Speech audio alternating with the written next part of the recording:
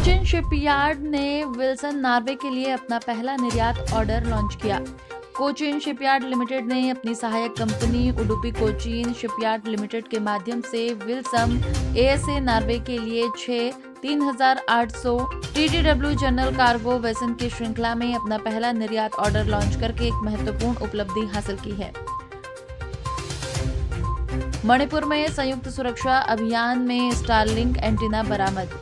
मणिपुर में भारतीय सेना और असम राइफल्स के एक संयुक्त अभियान के परिणाम स्वरूप हथियारों का जखीरा बरामद हुआ है, जिसमें स्टारलिंक जैसा सैटेलाइट इंटरनेट डिवाइस भी शामिल है।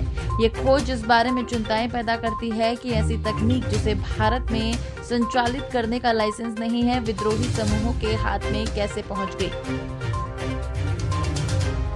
कोचिन शिपयार्ड ने भारतीय नौसेना के लिए छठे ASWS WC की नींव रखी। कोचिन शिपयार्ड लिमिटेड ने भारतीय नौसेना के लिए छठे anti submarine warfare shallow watercraft की नींव रखी है। तटीय जल में पनडुब्बी रोधी अभियानों के लिए डिवाइस किए गए ये जहाज 80% से अधिक स्वदेशी सामग्री के साथ बनाए जा रहे हैं, जो भारत में बढ़ती जहाज निर्माण क्षमताओं को प्रदर्शित करते हैं। HAL से जुड़े रिश्वतखोरी मामले में मूव इंक फंसा। अमेरिका स्थित Move Inc Hindustan Aeronautics Limited से जुड़े रिश्वतखोरी कांड में फंस गया है। कंपनी ने अपनी भारतीय सहायक कंपनी के माध्यम से कथित तौर पर अनुबंध हासिल करने के लिए HAL अधिकारियों को अनुचित भुगतान किया। रूस में दीर्घकालीन अंतर्राष्ट्रीय साझेदार Su-57 हासिल करने के लिए कतार में है।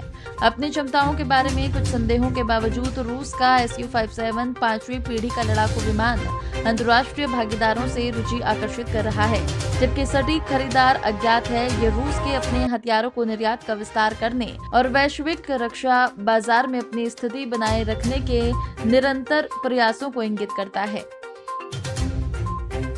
भारतीय सेना कल्याणी के गरुड़ 105 के लिए ऑर्डर देगी।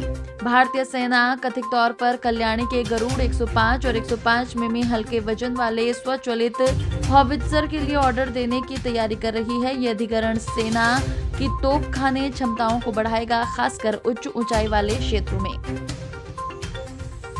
नौसेना सौदे के हिस्से के रूप में IAF मेट्योर मिसाइलें फ्लीट ऑपरेटर। भारतीय वायुसेना ने 26 राफेल मरीन विमानों के लिए भारतीय नौसेना के सौदे के हिस्से के रूप में मेट्योर मिसाइलों के लिए अतिरिक्त ऑर्डर देने की उम्मीद है।